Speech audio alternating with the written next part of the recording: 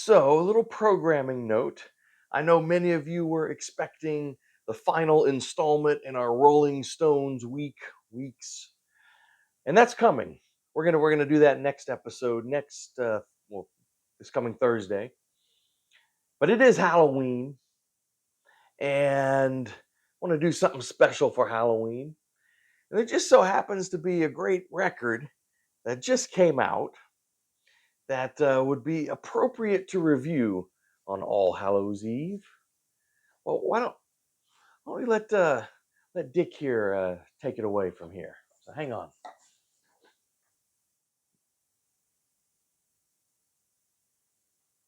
Well, hello. I hear there is a fantastic Duran album that just came out, Halloween themed, named Danse Macabre. Amity Tracks, why don't you tell us about this album? I want to hear, is it worth buying? Should I go get it for my Halloween party?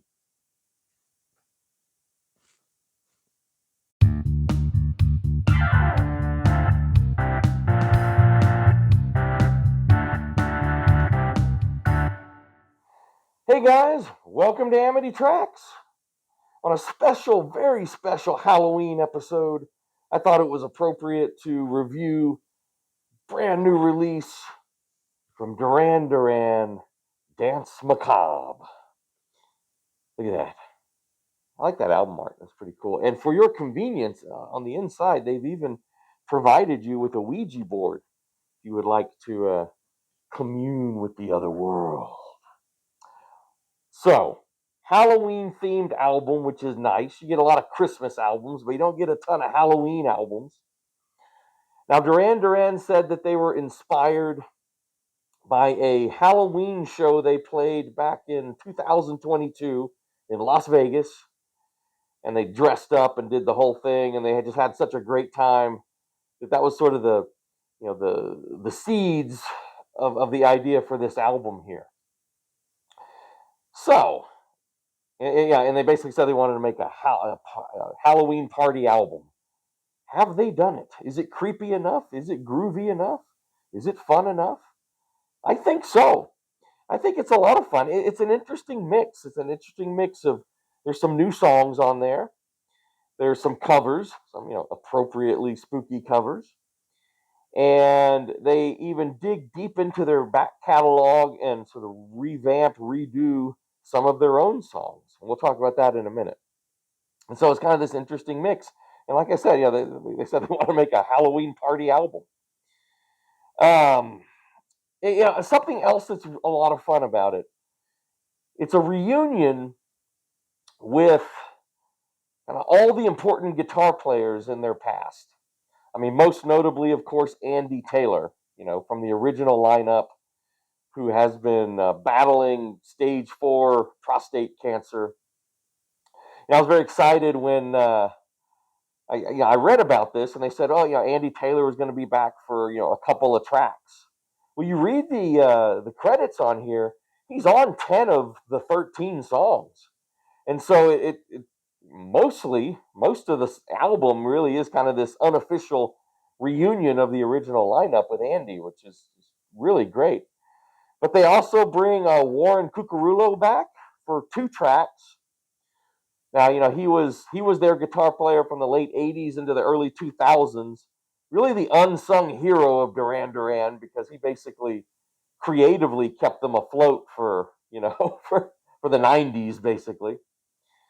And so it's cool to have him back. Nile Rodgers, a longtime associate with Duran, been opening for them on their tour that I saw in June.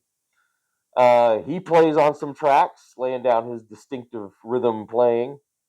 And then Dom Brown, who is their current, studio and tour guitar player, although not an official member, he's on a couple of tracks. So it really is just kind of using all their guitarists from all their history, and that's pretty cool. Especially nice to have Andy Taylor back. The track listing is smart. I think it flows really well. The through line here is always is John Taylor's bass.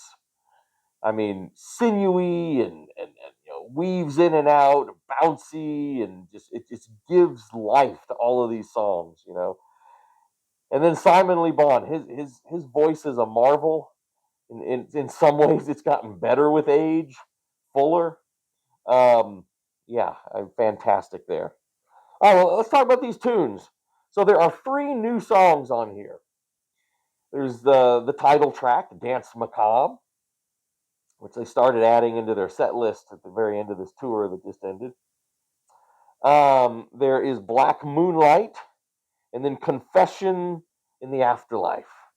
Honestly, the title track is my least favorite. Musically, it's cool, but I don't like Simon's sort of rap singing. It doesn't work.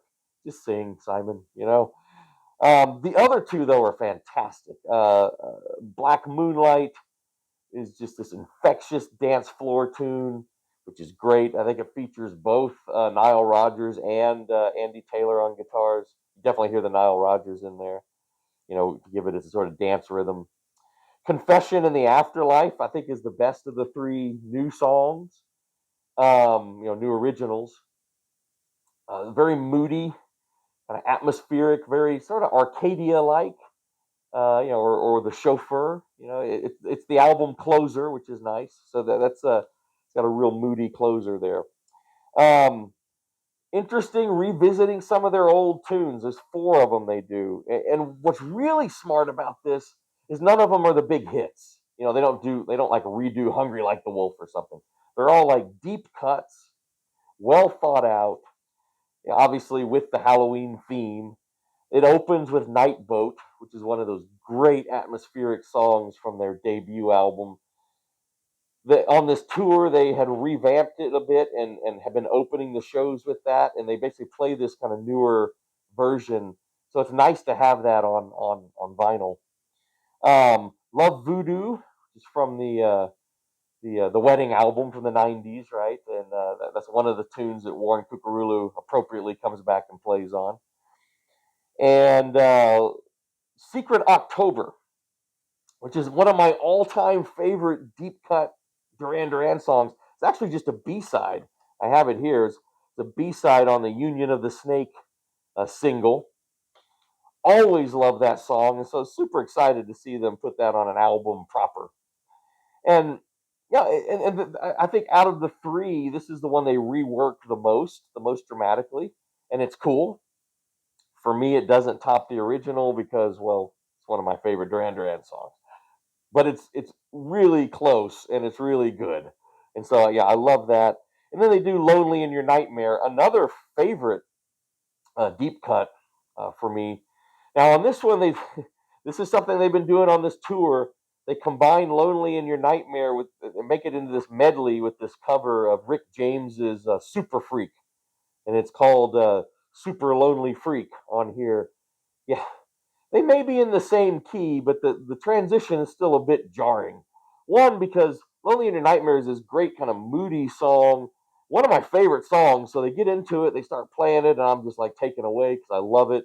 Then all of a sudden, boom, boom, boom, boom, dun, dun, dun, dun. It's like it's cool, but I was reading a review, it was perfect review, where they said that it's kind of like, this is a great, sticking with the Halloween trick or treating theme, biting into a Snickers, and then about halfway through, it turns into a Starburst.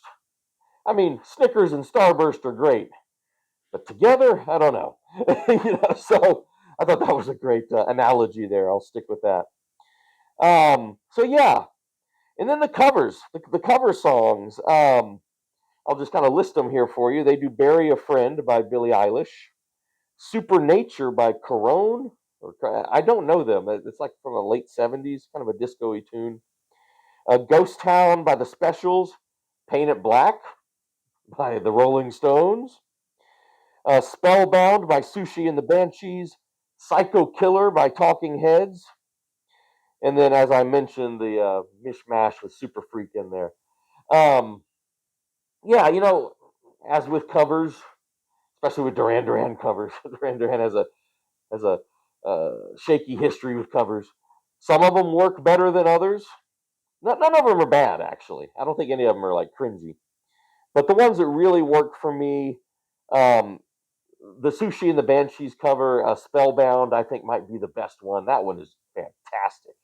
I gotta be honest, I'm not that familiar with the original song, first of all, but Duran Duran does a great job with that. Psycho Killer is a lot of fun. They turn Psycho Killer into this sort of dance tune, but it works.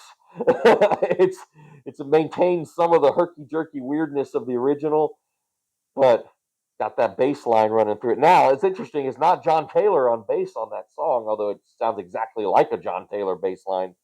It's who's this? Let's see. It's Victoria DeAngelis or DeAngelis. I'm not sure who that is, but a special guest on bass on that one. What else? Like I said, they're all actually, and the Paint It Black is kind of cool. They kind of super drive that one. Yeah, and there's a consistent mood to the whole thing that really works.